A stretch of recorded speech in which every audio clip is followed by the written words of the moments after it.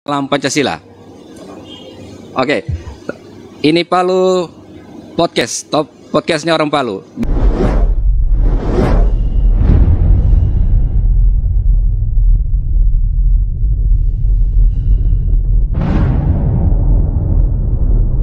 Dan saat ini kita kerjasama dengan Ikatan Jurnalis Televisi Indonesia Sulawesi Tengah. Dan hari ini tamu spesial kami adalah Pak Wali Kota Palu Hadianto Rasid SE. Selamat datang Pak. Makasih banyak. Nah, sebelum kita lanjut berdiskusi untuk siang hari ini, karena kita masih dengan protokol kesehatan dan juga tadi saya disampaikan biar lebih jelas suaranya dan wajah kita kelihatan, mungkin kita bisa menurunkan masker atau melepas masker Pak Wali ya.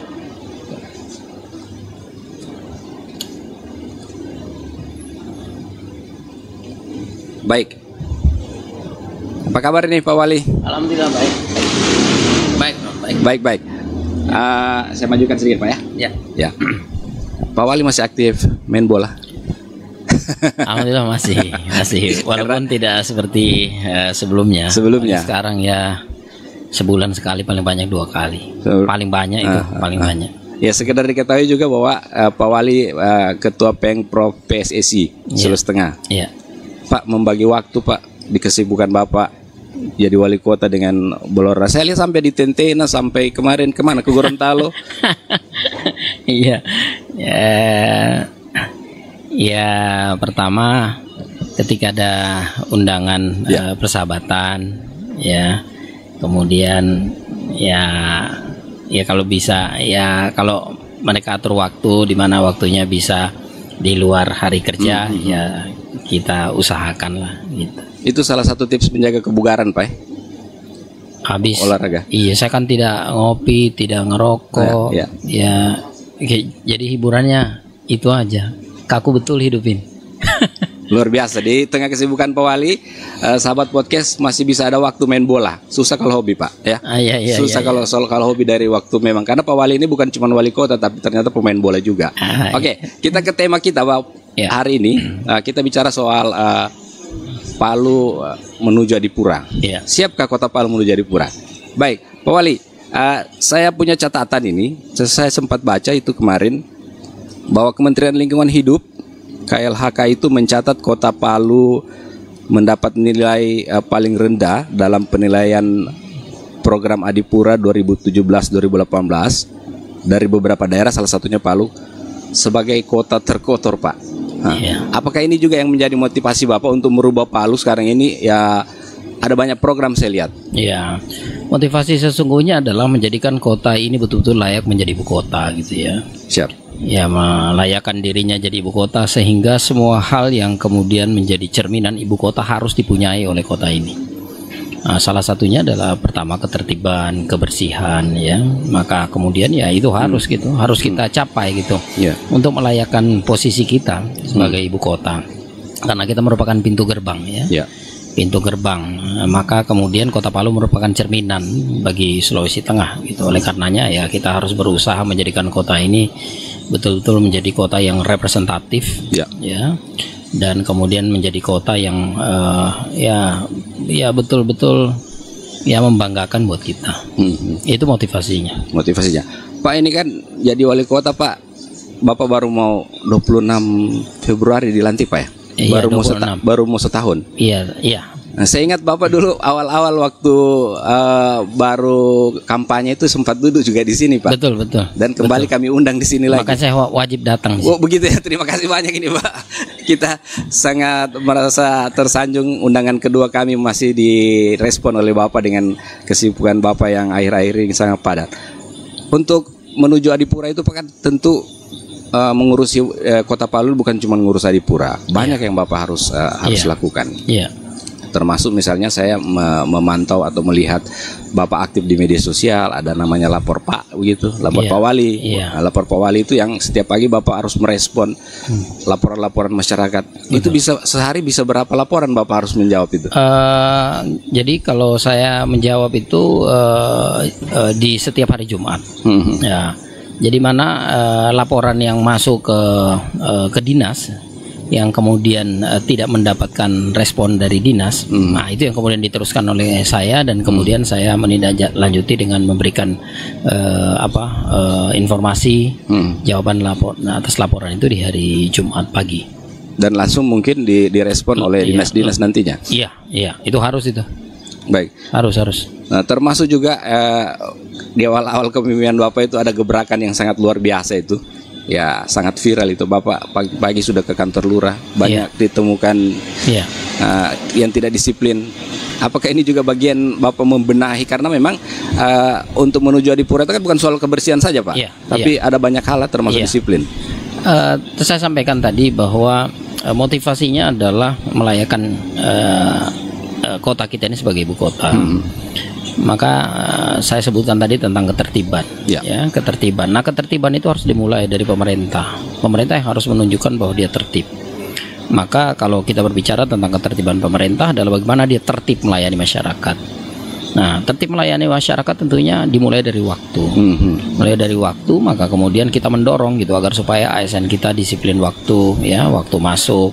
Agar supaya ketika disiplin waktu masuk, maka sudah pasti disiplin waktu pelayanan. Dan alhamdulillah hari ini cukup berjalan dengan baik, walaupun memang masih penuh dengan tantangan, tetapi paling tidak sudah bisa kita dapat perubahan. Dan kemudian dalam lapor wali kota Palu juga aduan dari masyarakat terkait dengan pelayanan juga semakin menurun. Bahkan dalam beberapa bulan terakhir gitu mungkin 3-4 bulan terakhir, aduan terkait dengan pelayanan di kelurahan yang mungkin lambat dan lain sebagainya itu alhamdulillah tidak masuk lagi gitu. Paling mungkin tertangani, Pak, paling mungkin aduan, Pak, kami mau urus surat tapi harus ada bukti pembayaran PBB gitu ya. Nah, itu aja yang menjadi keluhan, karena memang kan kita menargetkan bahwa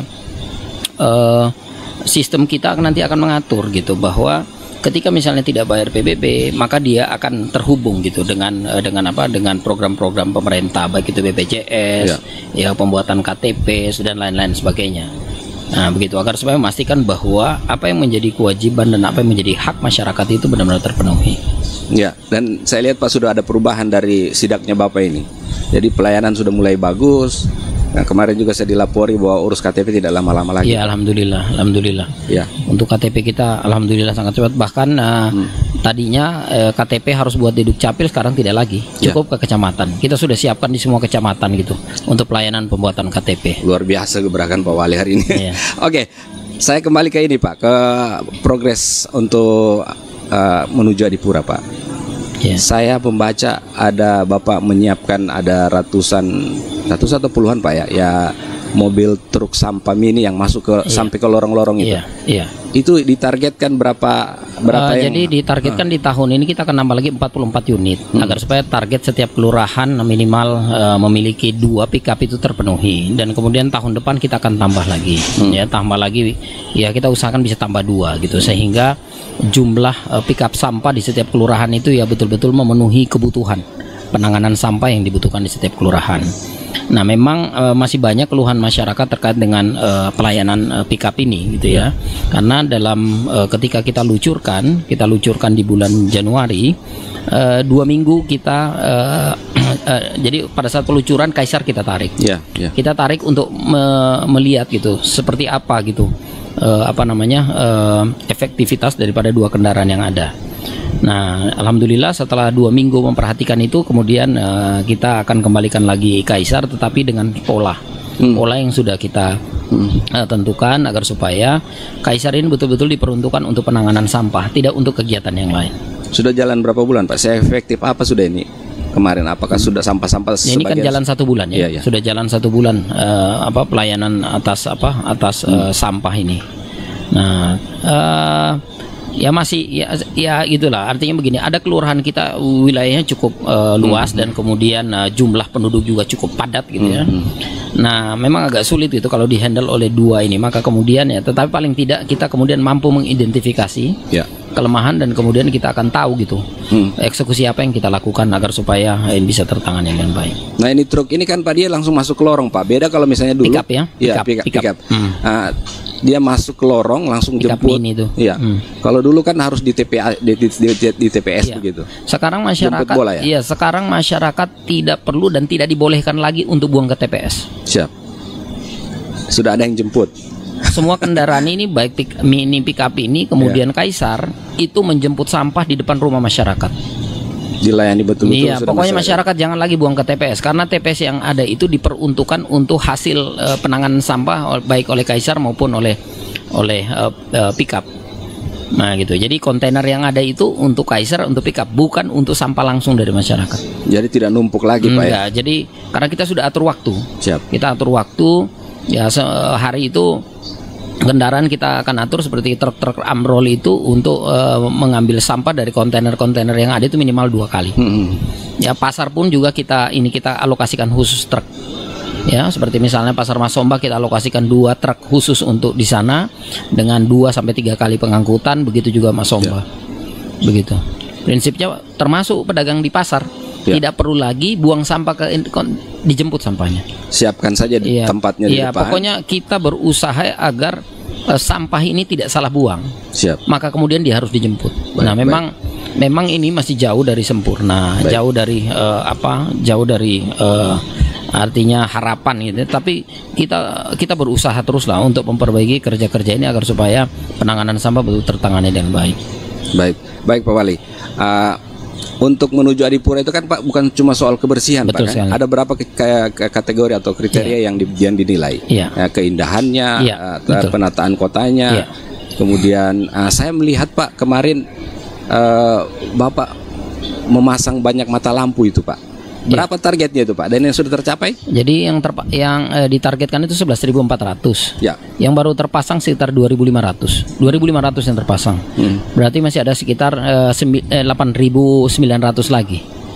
Ya, nah kita targetkan ini bulan April semua harus terpasang. Jadi Palu jadi kota terang nanti Pak ya? Iya, sesuai keinginan masyarakat.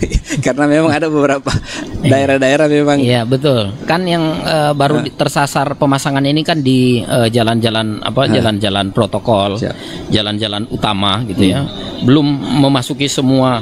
Nah, yang 8.900 itu akan masuki semua lingkungan masyarakat.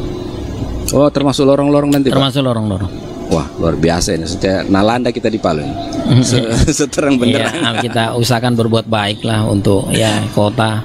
Kan juga kan ini dari hasil masyarakat kembali lagi ke masyarakat. Siap. Ya. Nah selain tadi penerangan Pak, saya melihat jalan-jalan di Kota Palu juga sudah mulai dibenahi Pak, lorong-lorong. Nah ini juga bagian dari mendukung Adipura begitu Pak ya? Ya pokoknya kita berusaha memaksimalkan semaksimal mungkin gitu jadi APBD yang ada ya teralokasi untuk belanja-belanja yang betul-betul diharapkan bisa memenuhi harapan masyarakat gitu, termasuk jalan-jalan tadi. Apalagi kan insya Allah di tahun 2022 ini ada 2 event besar yang akan kita laksanakan. Yang pertama itu Palu Sport Event. Kemudian event komunitas anak muda Kota Palu. 2 ini akan kita laksanakan.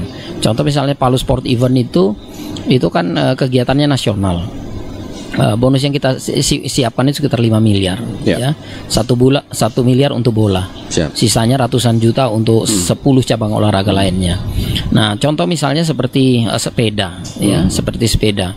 Jadi sepeda nanti akan jalan di lingkungan masyarakat. Maka kemudian memang ya kita berusaha menargetkan bahwa perbaikan jalan-jalan ini akan menjadi lintasan nanti. Jadi sepeda tidak hanya jalan di jalan utama, tetapi juga dia akan masuk ke lingkungan masyarakat. Oleh karenanya ini juga supaya semakin mendorong kita semua untuk mempersiapkan lingkungan kita. Belum setahun Bapak sudah banyak gebrakan nih Pak, luar biasa. Waktu singkat 2024 tapi Bapak sudah Amin, itu amin. mungkin Bapak karena energik ya barangkali mungkin juga. Karena main bola. Oke, baik Pak. Tadi itu jalan untuk jalan. Nah, saya dapat juga kemarin baca berita soal penertiban mulai dari parkir di tempat yang tidak semestinya, kemudian ada parkir mobil yang digembosi bannya. Itu juga bagian dari ini. Itu bagian dari upaya kita menertibkan kota. Bahkan saya mendorong agar supaya parkir di Kota Palu itu hanya boleh parkir satu sisi. Jadi tidak boleh parkir di dua sisi. Kiri kanan. Pokoknya satu sisi saja. Satu sisi saja. Jadi kalau misalnya dia jalannya satu arah, maka dia hanya boleh parkir di sisi sebelah kiri. Itu yang dilakukan di sekitar Watu Lema kalau tidak salah. Iya, itu ya. Kemudian Jalan Sutomo ada beberapa titik yang sudah kita terapkan itu, dan kita akan dorong semua seperti itu agar supaya ketertiban itu. Ya, dan kalau itu berjalan, ya mungkin Kota Palu mungkin keren lah Pak ya, satu-satunya gitu. Kece lah gitu. Ada juga penertiban ini memang agak Pak, agak sulit juga karena harus berbenturan dengan PKL Pak. Ini juga sudah sementara dilakukan Pak ya. Iya, jadi gini, untuk PKL saya sudah sampaikan, cuman memang ya butuh mohon maaf saya sampaikan memang butuh kesepahaman gitu ya. Jadi saya sampaikan bahwa penertiban PKL sebelum ditertibkan, setiap lurah itu harus mengidentifikasi lahan kosong, tapi lahan kosong yang strategis. Contoh misalnya di Jalan Kartini misalnya, identifikasi ada PKL tidak di situ. Kalau ada PKL yang kemudian memang tidak berada pada peruntukannya, dicek apakah di Jalan Kartini ada tidak tanah kosong. Misalnya ada rumah kosong, misal pekarangannya tidak dimanfaatkan gitu, maka lurah mohon hubungi pemilik gitu agar supaya minta pinjam. Nah, PKL kita dorong ke situ, sekalian kita rapikan ininya, rumahnya bersihkan gitu supaya tidak kelihatan jorok gitu, tidak kelihatan kumuh. Begitu misalnya seperti Jalan Juanda, kita identifikasi gitu. Nah, ini yang masih harus didorong terus, gitu, karena tidak mungkin kita merealokasi misalnya PKL kita ke tempat yang tidak strategis, pasti mereka keberatan dengan itu. Harus ada solusi yang baik juga Pak ya. Nah, kemudian juga saya juga sudah baru minta kemarin gitu agar supaya PKL yang berada di jalan itu harus dibuatkan desain ininya gitu, desain outletnya, supaya jangan asal gitu, agar supaya seragam semua outletnya, begitu. Jadi diseragamkan semua ketika misalnya supaya kelihatan semua rapi gitu. Jadi walaupun dia PKL tapi kelihatan tidak kumuh. Nah, ini yang kita dorong. Jadi saya berharap tahun ini ya kita bisa dapat kesepahaman. Jadi ya cuman yang jadi tantangan berat hari ini adalah mengenai pasar impres gitu ya. Nah, pasar impres ini kan pemerintah berharap bahwa pasar itu bisa ditangani secara profesional gitu. Cuman kan pemerintah masih bersengketa gitu ya dengan Sri Dewi. Nah, kalau tadi tidak bersengketa, kalau misalnya itu murni milik pemerintah, kalau misalnya itu kita gitu berada pada posisi yang baik, maka kita akan buatkan pasar yang modern ya, mungkin 3 lantai gitu ya, agar supaya ada pasar kering, pasar basah, dan kemudian pasar lain, dan agar supaya semua pedagang yang berada di luar itu masuk ke dalam gitu. Nah, cuman kita masih berjuang untuk itu. Cuman memang masalahnya khusus misalnya kawasan Jalan Cempeda gitu ya, Jalan Cempeda. Memang masyarakat di sana juga cukup dan kemudian bukan cuma masyarakat di sana tapi yang lain gitu ya. Nah, makanya kita doronglah untuk bisa menertibkan menertibkan diri dengan sebaik-baiknya. Seperti itu. Kalau bicara soal pasar ini Pak, ada pasar baru ternyata Bang Baru yang sudah kemudian juga sebentar lagi Palu Plaza Pak ya, Palu Plaza tahun depan kita akan buat ya saya bilang sih kemarin saya bilang ya kita buat seperti model Chinatown yang di Singapura gitu kan. Siap. Ya supaya hidup kembali itu. Sehingga ada ban baru dengan konsep barunya, kemudian ada Palu Plaza. Ya, sehingga jadi pusat kota ini betul-betul nampak gitu, mana pusat kota Palu. Benar luar biasa. Oke Pak, itu tadi kita sudah bicara soal parkir, soal penertiban PKL, kemudian banyak hal. Saya ke informasi terakhir yang saya dapat Pak. Saya kemarin dengar dari pengumuman di tua masjid bahwa ada edaran baru soal tutup jalan ini Pak. Ini kan persoalan yang agak yang sering berulang-ulang. Jadi kita keluarkanlah kembali jadi penguatan gitu ya, penguatan dari aturan peraturan daerah yang sudah ada. Tidak boleh ada penutupan jalan. Untuk duka boleh separuh jalan, setengah jalan. Tapi kalau untuk pesta tidak boleh. Pesta tidak boleh. Bahkan kemudian kita ancam bahwa pemilik pesta juga akan kita kenakan sanksi. Pemilik tenda kita akan kenakan sanksi. Nah, kan pertanyaan jadi gimana? Ya, makanya kemudian ya saya pikir ya setiap kelurahan coba identifikasi mana lahan kosong yang bisa dimanfaatkan, bisa manfaatkan masjid, ya. Bisa manfaatkan masjid, kemudian bisa lah ya. Nah, karena kalau tidak ya hari ini kita bukan yang berhajat gitu ya. ketika misalnya ada kepentingan, ada perlu sesuatu, misalnya apalagi mau bawa orang sakit dan lain sebagainya, tiba-tiba jalan, tutup jalan, putar, tiba-tiba. Iya. Karena memang saya pun pernah merasakan begitu. Tutup ke sana, tutup juga. Waduh. Masuk lorong, tutup juga lorong. Tutup kan pesta semua gitu kan. Jadi ya saya pikir kita tidak boleh seperti ini. Bahwa jalan itu merupakan akses lalu lintas yang tidak boleh terhalangi.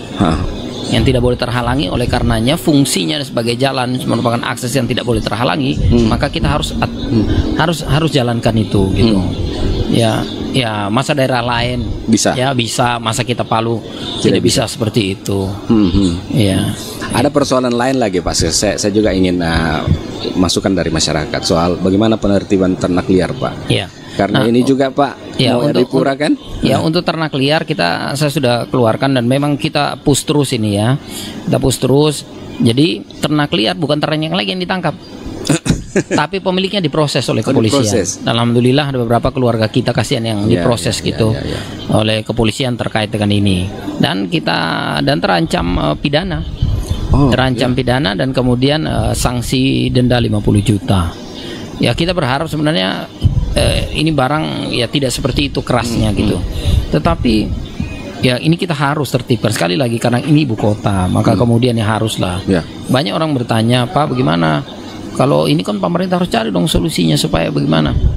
Sama misalnya kalau kita pelihara kucing maka kita kasih makan kita punya kucing gitu ya.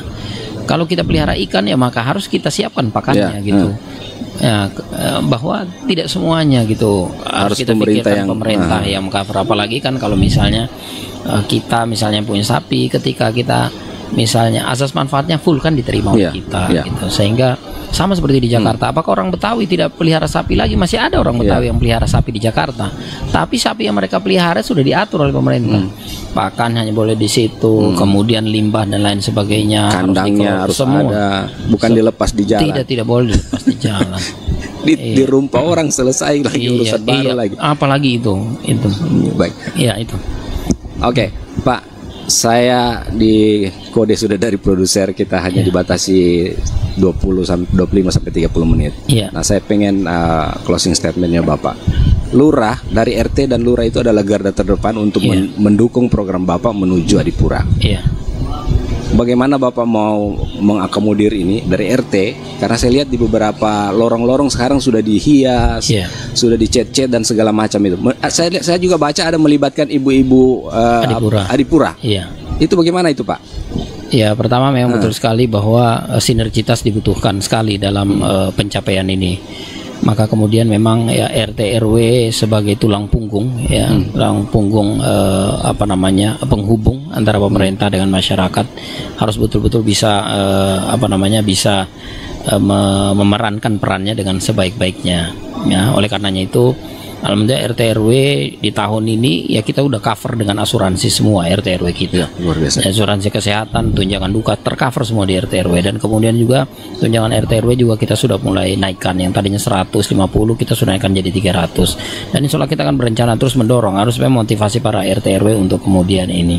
Nah, perempuan Adipura merupakan relawan. Relawan yang dibentuk dan juga ini menjadi salah satu persyaratan. Mantap. Ya, salah satu persyaratan Adipura bahwa ada komunitas. Maka kemudian kita membentuklah komunitas perempuan yang mana notabene kan perempuan ini adalah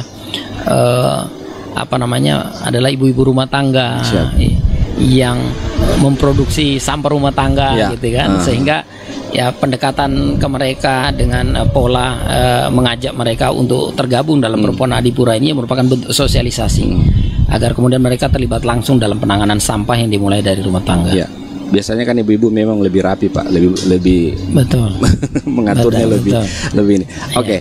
Paling terakhir Pak, apa yang mau disampaikan ke masyarakat Palu? Silakan. Ya, saya sampaikan kepada masyarakat Kota Palu bahwa ya saya dan tentunya kita semua berharap bahwa kota kita semakin baik. Ya, memang pemerintah hari ini berusaha bekerja baik ya, walaupun memang masih banyak kekurangan. Salah satu diantaranya hari ini yang diperhadapkan kepada pemerintah Kota Palu adalah menyelesaikan masalah huntap.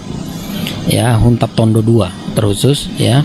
Dan alhamdulillah juga komunikasi sudah berjalan baik dengan seluruh masyarakat yang berada di Huntap Tondo 2. Talipse pun demikian, kita tinggal menyelesaikan administrasinya. Setelah itu kita usulkan ke Wapres gitu, karena kita diberi tenggat waktu sampai dengan Februari ini.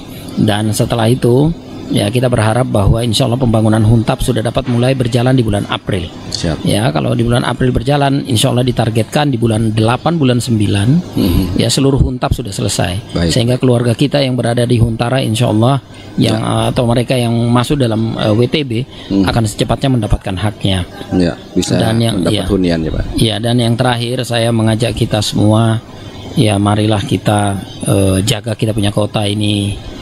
Kita cintai dia, pokoknya kita sayangilah, kita sayangi kota kita. Itu baik saja. Kita baru porak-poranda dari gempa, kita benahi bersama begitu Pak ya. Betul sekali. Terima kasih Pak Wali Kota. Ya. Baik, saya akhiri. Terima kasih teman-teman, terima kasih sahabat podcast. Ini Palu Top, podcastnya orang Palu dan bekerja sama dengan IJTI. Tolong kami dibantu di subscribe, di like, begitu di Facebook kami dan di Instagram maupun di platform lainnya. Baik, saya Roni Sandi mewakili kru yang bertugas mengucapkan terima kasih kebersamaan Anda. Terima kasih. Mohon izin Pak. Kalau ada yang kurang berkenan di masyarakat Kota Palu yang menonton live kami hari ini, mohon dimaafkan. Minta maaf. Karena kami juga memiliki keterbatasan. Terima kasih Pak Wali atas kebersamaannya. Sama-sama Pak. Assalamualaikum warahmatullahi wabarakatuh. Waalaikumsalam. Selamat sore atau siang ini? Sore. Salam Pancasila. Salam Pancasila.